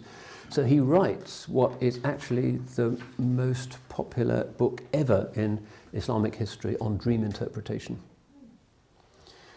Now, the scholars who are experts in these things would say, well, you really need, this is a kind of manual for somebody who's an expert. It's like, you don't really necessarily want to give a GPS as a gift to somebody who can't even drive. You have to know what the discipline is before you need the literature and the equipment that goes with it. So you can look up things in it, and sometimes it'll help, but sometimes it won't. So once when I was living in Mecca, this guy came to me and said, I had a dream of 7 flying turtles. I thought, great. I know there's a lot of hashish at the moment. I looked it up in this book, and yeah, there's a dream of 7 flying turtles, and it means this. And I said, well, according to Nablusi, it means this. Yes. death, he said, Alhamdulillah. I don't know, wa ana arif. So kind of there is wisdom there, but generally the ulama will say, go to somebody who understands this strange barzakh science of the spirit, because it's like looking through the looking glass, and the world of dreams, the world of lawh mahfuz, is something that can't really be captured on the two-dimensional pages of a book. But he writes this, and it's still all over the place. So he bases it not just on hadiths and athar, dream experiences of the early Muslims, and Ibn Sirin in particular, time of the Salaf, the great dream interpreter. Of course, it comes ultimately from Yusuf alayhi salam, the validity of it, but often from his own experience of dreams. So he has dreams of Ibn Arabi. He sees himself as a baby suckling from Ibn Arabi, who is like a mother. But then, after these 7 years, really austere times of prayer, not seeing anybody, writing these masterpieces, suddenly something happens and he bursts out into public life again, and not just into Damascus, but he then becomes early modernity's most respected writer of travel literature. He leaves Damascus. He's had his early journey up to Edirne and those places near Bulgaria, but doesn't write about that much. But he produces these narratives of how he went out with some friends, didn't travel alone, in order to see God's earth. So between 1689 and 1700, he is basically traveling. And he travels as a Sufi. This is a Sufi tradition of siyaha, and it's Quranically mandated. So his biographer again says, when he left Damascus, he did so almost without anything. Together with his students and his close friends, only about 7 people, he energetically travelled from country to country without money or any of the other necessities a traveller needs, except only a coffee jug and the horses they were riding. The Sheikh roved with them all over Syria to visit the places of the prophets and saints that were there, and kept journeying with them until they reached Al-Arish in Egypt, from which he travelled by land to Cairo. And even though you get the impression of somebody who is a bit kind of quiet and maybe a bit stuffy, but actually in these travelogues you see him as being really kind of fun-loving and inquisitive. He wants to see what's up this mountain and who lives in that village, and let's meet so-and-so. There's basically spiritual and human travelogues. It's not like, say, the earlier generation of Arab travel writers, Ibn Jubayr and Ibn Battuta, where it's more kind of descriptive of we went here and we went there and this is the ruler of this place. He's interested in meeting people. So he goes to Ba'labak, which is in Lebanon, of course, and he produces a book, حُلَّةُ الذهب الإبريز في رحلة بعلبك والبقاع العزيز. He goes to a lot of mazars and holy places, and he spends a lot of time reflecting on nature. So the Sufi siyaha principle of going out defenseless, as it were, to inhabit virgin nature is about the Quranic practice of tafakkur and imbibing the presence of God through the vision of beauty in nature, but also other people. So he gives some very beautiful descriptions of the landscape of the Lebanese mountains and the cedars and the desert. But he also talks a lot about the extraordinary people that he meets, because, as we said at the beginning, back then the human spectrum was much wider. You meet a much wider range of people, some of them eccentric, some of them profound. He doesn't say much about Sufi lodges and ceremonies, unlike, say, Evliya Çelebi, more or less in the same period, the great Ottoman traveller who's visiting Sufi lodge after Sufi lodge and says, well, this sheikh wears a turban with a little thing in it, and he's not really so interested in that. He's interested in people rather than the labels, I guess. And he's always trying to see what he can learn about God and his intentions in every human encounter. So like Ibn Arabi, he interprets the famous hadith, ad-din mu'amala, religion is engagement, not as meaning just that religion teaches you how ethically to engage with other people, but rather that religion comes from that engagement. In other words, if you're an island entire of yourself, not engaging with the orders of nature and the orders of other human beings, your religion is going to be a rather puny thing, which seems strange considering the 7 years that he's just been through, but now he's in the state of bast after qabd, and in every person that he meets, even Druze and Christians and Jews, he's meeting all kinds of people and very respectful. Some of his correspondence is with a Christian patriarch in Syria, and the letters have been preserved, and they're kind of fraternal, respectful messages. He's interested in what he can learn about the divine intention in creating the uniqueness of every individual soul. This has to do with the Sufi idea of the shahid.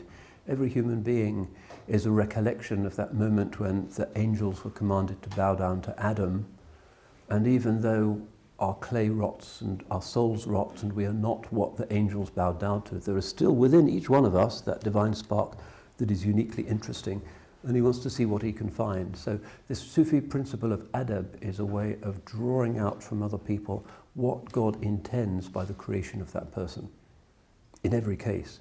So it's a kind of human travelogue rather than a geographical one. So he describes a lot of the awliya and ulama he meets up a mountain in the Lebanon. He meets a khalwati sheikh who has already mystically been informed that he's coming. So a meal, a gathering is already ready, even though they hadn't announced themselves and couldn't send a text in advance to say that they would be there. And after the banquet, he tells him about a local sheikh, a mystic who people used to go to for prayers and so forth, who lived on a mountain, who was able to jump, he says, it's in his travelogue, from mountain to mountain. He was famous for miracles. But he neglected his prayers. So eventually the shaitan took over him, and he ended his days as a sinner and as a reprobate. He goes to Jerusalem as well and has a very interesting poem and relationship with the Qubbat al-Sakhra, the site of the Isra, that becomes important to him. Academic discussions as well. And then in 1693, his longest trip, 388 days, which he writes about again in a book called Al-Haqiqa wal-Majaz fi Rihlati Bilad al-Shami wa Masr wal-Hijaz. He calls it, interestingly, truth and metaphor in travelling to the lands of Syria and Egypt and the Hijaz. So he's travelling and engaging with his companions and meeting all of these people, but he says, I actually travelled alone. The only one I encountered, the only one I was with, was Allah subhanahu wa ta'ala. Seeing the divine in nature, seeing the divine in other people in this exalted maqam, and he does his hajj while he's on this journey. So he is then back in Damascus and returns to his father's professorial chair at the Umayyad Mosque, which is the place of the Nablusis, is opposite the Mazar of Hazrati Yahya. And in the morning he lectures on exoteric disciplines, including literature, and in the evening he talks about spiritual things and batin. He also starts teaching in Ibn Arabi's Mazar, which the Ottomans have renovated and turned into rather a splendid place. Sultan Selim the Grim, one of the most uncompromising and unindulgent of Ottoman sultans, has come through Damascus on his way to conquer Egypt and the Hijaz, and of course Ibn Arabi's tomb is there, and he gets a fatwa from the Sheikh al-Islam, chief mufti of the Ottoman Empire, asking him about Ibn Arabi, and he says, this is one of the great men of Allah, and you should renovate and restore the tomb. So when you go there today, it's more or less in the form that Sultan Yavuz Selim renovated. And if you go to Selim's tomb, which is on one of the 7 hills of Istanbul, you can see things about Ibn Arabi and the connection that existed between the Sultan and the saint. So Abdul Ghani is teaching there and kind of surprising people, because the tradition of the ulama is not really to talk much about metaphysical, speculative, difficult Sufism, and particularly doctrines about the relationship between the creator and the created worlds.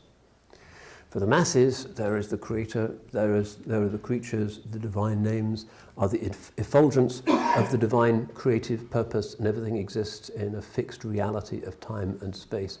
Ibn Arabi is looking beyond that in complex ways, and the ulama generally disapprove of exposing the, say, falafel vendor on the street corner to this idea of everything being just the interplay of the divine qualities, a fully sacred view of nature. But he believes that he has authorization, and he teaches it, and this becomes a little bit problematic for some of the ulama of Damascus, that he is divulging these haqa'iq to the masses. So one of his disciples, al-Baytamani, says, "A man once told me, Sheikh Abdul Ghani should not have disclosed those holy forms of knowledge to the vulgar masses, ought not to have opened the doors for the public to hear his words. For he is the Imam of the age, and the masses would follow him in matters they cannot understand. Because of his teaching, they might stumble into forbidden things." So again, unconventional, but the way he teaches, and this is expounded also in his various writings on Ibn Arabi and his commentaries on Ibn al-Farid as well, who in many ways shares Ibn Arabi's ontology, is to diffuse some of the easily misunderstood aspects of Ibn Arabi's conception of being. It's intricate, we don't have time to go into it now. But what is really important, I would say, in the fusion of the austere and non-ritual Naqshbandi tradition of presence in every moment with Ibn Arabi's ontology, is that after his khalwa, after his seclusion, Abdul Ghani comes out as an extremely expansive and joyful person, and his journeys are really they're about the happiest travel writing you'll ever find. Unlike a lot of modern travel writers who just look for things that are wrong with those cultures or complain about the croissants at the hotel in Beirut or whatever, and it's all very self-serving, but it's just a joyful thing. And this is because of his understanding that the world, from a certain perspective, is nothing other than the interplay of the divine names. And therefore, whereas on the surface of the world there's the incrustation of things that are fallible perceptions, take to be things we really don't like or approve of, the reality is that the divine command always prevails.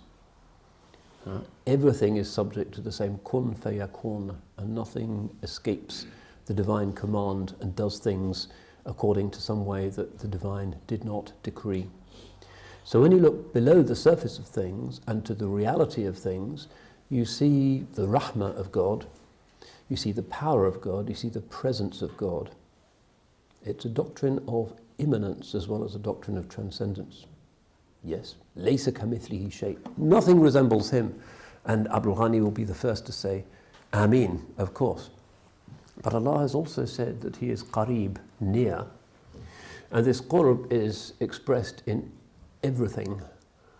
And the interest of human beings, and the interests of the natural world, in your experience of the mule that you're riding, in the cedars of Lebanon, whatever, there is the divine interaction of qualities there to be feasted upon, the world as banquet. So from this Akbarian perspective, there's something very life-affirming, which is why some of these modern scholars think this is the birth of modern Arab humanism.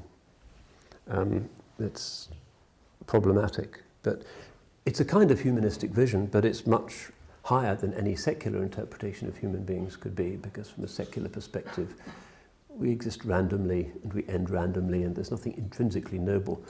But if you're following the Quranic, karramna bani Adam, we have ennobled the descendants of Adam, you get into this idea of human beings as khalifa and really worthy of respect, really possessed of intrinsic rights that are not conjured up by some jurisprudential wishful thinking and invested in the dull meaninglessness of secular matter, but something that is there because God himself has ennobled the descendants of Adam. And in the Hanafi Maturidi tradition in particular, they talk a lot about innate rights. Ismat al-Adamiyya. By the mere fact that you're a descendant of Adam, you have certain inviolabilities. And these are the 5 values of the Sharia: the right to life, the right to property, etc. So in this Hanafi tradition, And remember, he switches from the Shafi'i to the Hanafi madhab. You find this, it's not really a proto-humanism, but it's a Quranic humanism that is about the nobility of the creature to whom alone the angels can be legitimately asked to prostrate. So Ibn Arabi, looking at this, sees the world as divine names, and when you see the world as divine names, you receive ahwal, spiritual states that lead to ishq, to love and ecstasy. And this ishq, this perception of the beauty of the divine agency, is purifying. This is the idea of ecstatic love of God, purifying the self and taking us away from the contemplation of our own dark impulses and weaknesses. And this is one reason for the cultivation of the prophetic memory as an expression of beauty, which is why the Holy Prophet is the center of Muslim poetry, and all of these badi'iyat focus on not Harun al-Rashid, but on the Holy Prophet ﷺ, because he is already the human mirror of heavenly perfection. So by drawing out and by making visible to half-blind human beings the beauty of things, and most eminently the beauty of the Holy Prophet, in whom all of the divine names are reflected in a perfectly symmetrical and appropriate way, human beings are drawn to God because they realize that they've never been away from God. So it's really kind of an ecstatic and an aesthetic beauty-focused spirituality. So let's, before we close, because we've gone on a bit, looking at one quote from Abdul Ghani.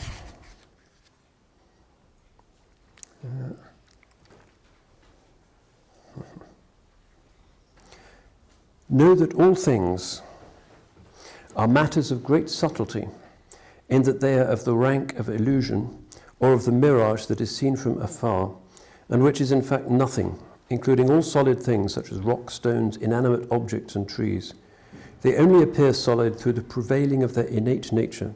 The vision of them exists through the discernment of the intellect, and sensory perception is predicated on the discernment of the intellect.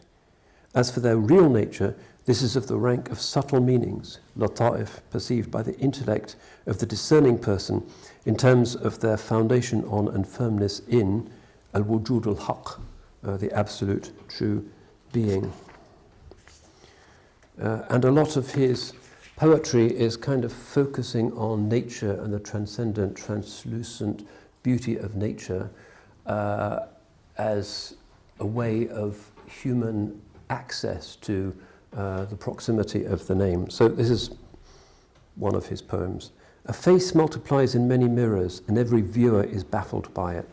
It's a lot easier in English than in Arabic, by the way. All existence, by his command, are waves on the surface of water. Truly all the worlds are in their appearance and disappearance in speed and alteration like writing in the air. Sun and all creation in its lights like floating dust motes. So the beauty of the world is a subtle thing, latif, that indicates its reality, which is a mirage, waves on a sea, flux, in comparison with the absoluteness and the inclusiveness of the divine being. Outside the infinity of God, by definition, there isn't room for anything.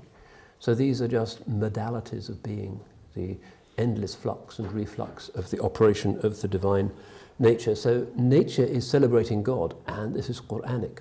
Ibn Arabi is getting all of these things from some often neglected Quranic passages. All of those celebrations of nature. Everything in nature praises God. كُلٌّ يَعْلَمُ صَلَاتَهُ وَتَسْبِيحَهُ. Everything in the world knows its way of praising God. So hear and understand, or you're missing something pretty beautiful. Sa'di says, بِجِهَانِ خُرَّمْ أَزْ آنٌ كَجِهَانْ خُرَّمْ أَزْ أُسْتْ. I am happy and joyful in the world because the world is happy and joyful in him. This is a particular maqam of bast that you just see the beauty and the majesty and the perfection of the divine agency. So how can you not be joyful?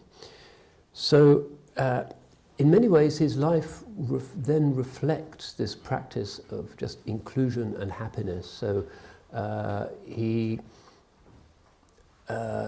builds himself quite a nice house in Salihiyah, and it's still there. You can visit it, and they point out the room where he used to stay. But when he left the old town of Damascus, he made himself a kind of hut out of clay. He lived there for a bit, just as happy. And then with his considerable family wealth, he built this nice house on the hill where he lived comfortably. You know, he used to like giving banquets. He had a kind of mobile pulpit made on wheels that had to be taken apart and carried on the backs of 10 mules. And he would go to different parts of Damascus, particularly the countryside or by the river, public parks, and preach and talk about poetry in that public context, so he could be preaching in nature rather than just in the mosques, and known for his joyful demeanour.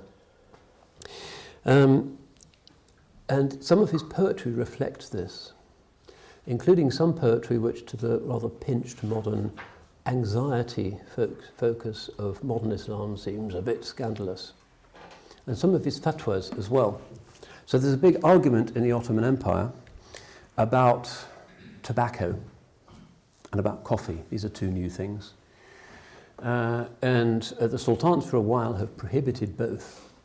And there's a puritanical movement led by somebody called Qadizadeh, who was a disciple of Birgavi but became really quite narrow and extreme, which said these things are not sanctioned in revelation. They must be haram. And Nablusi wrote 2 fatwas as Mufti of Damascus. He finds time for that as well, in which he says there's no basis for prohibition, and the Hanafi tradition assumes that everything is lawful unless definitely proven otherwise. What's wrong with coffee? It doesn't intoxicate, doesn't cause violence like alcohol, so there's no qiyas there.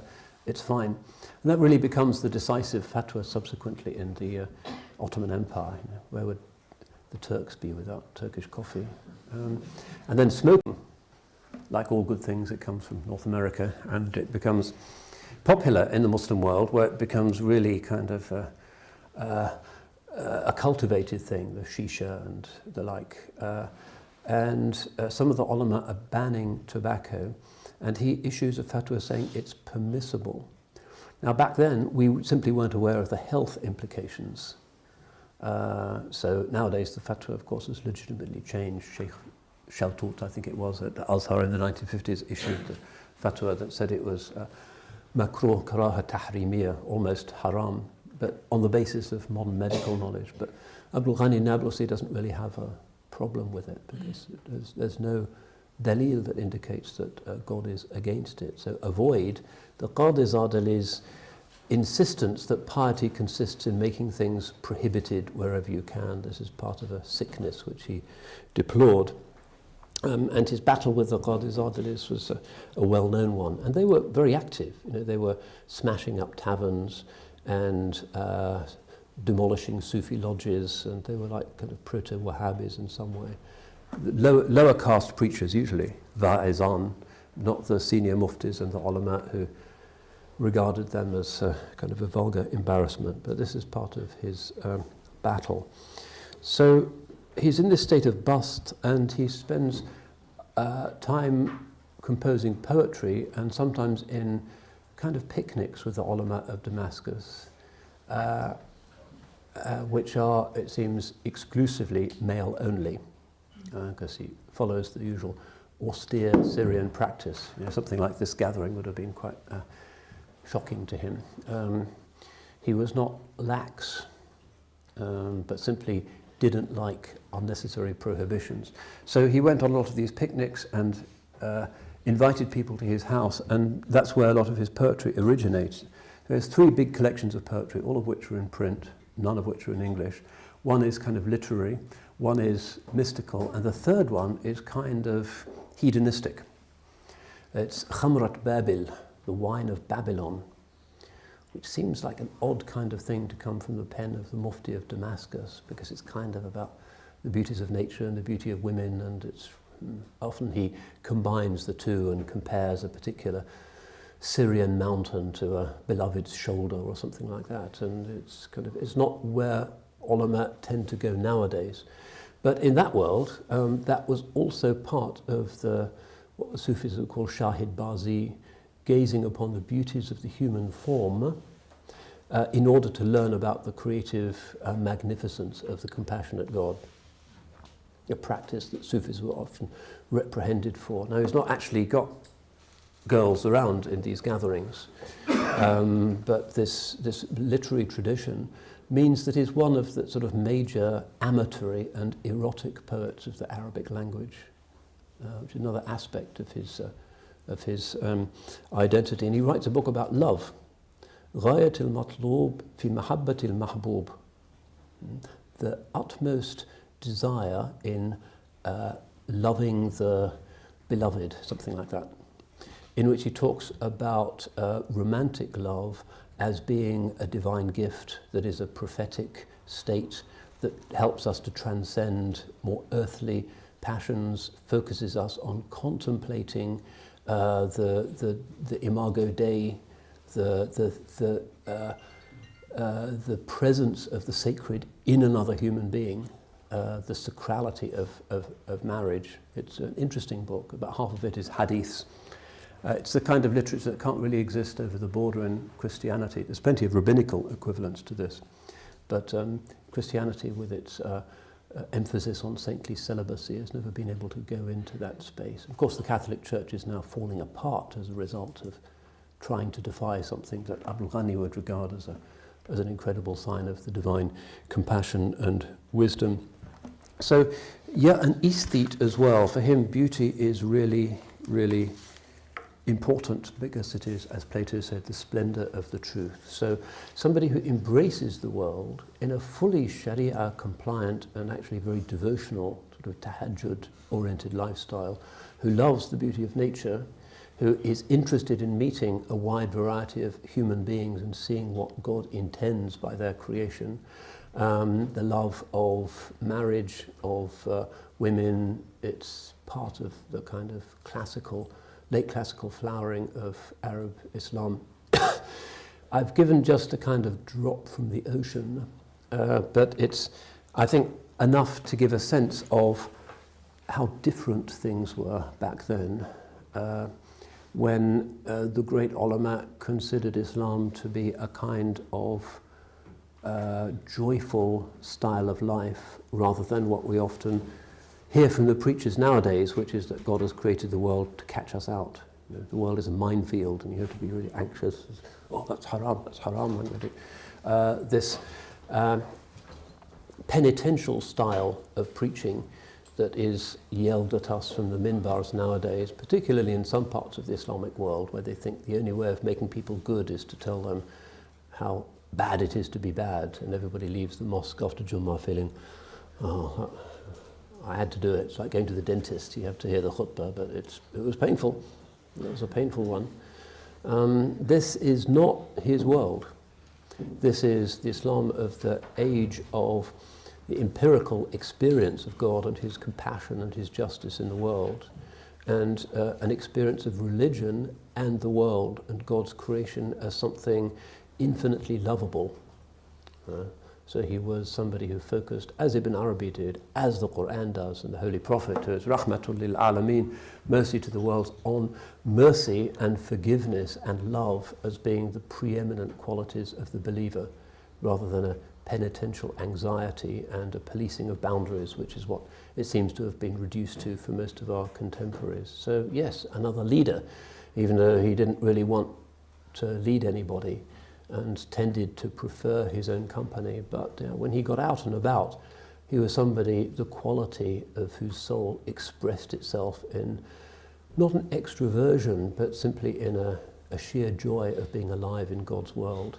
So may Allah subhanahu wa ta'ala replace our darkness with light, replace our disunity with unity, replace our illusions with truth, replace our focusing on the faults of others with the delight in seeing what is best about others, and make us people of sincerity and true suluk, attached to the great ones of Islam, with reverence for their memory, living and dead, inshaAllah, that he may unite us, inshaAllah, in both worlds, in the religion of Rahmah and following the way of he who was Habibullah, God's beloved. Barakallahu fikum, wassalamu alaikum wa rahmatullah. Cambridge Muslim College, training the next generation of Muslim thinkers.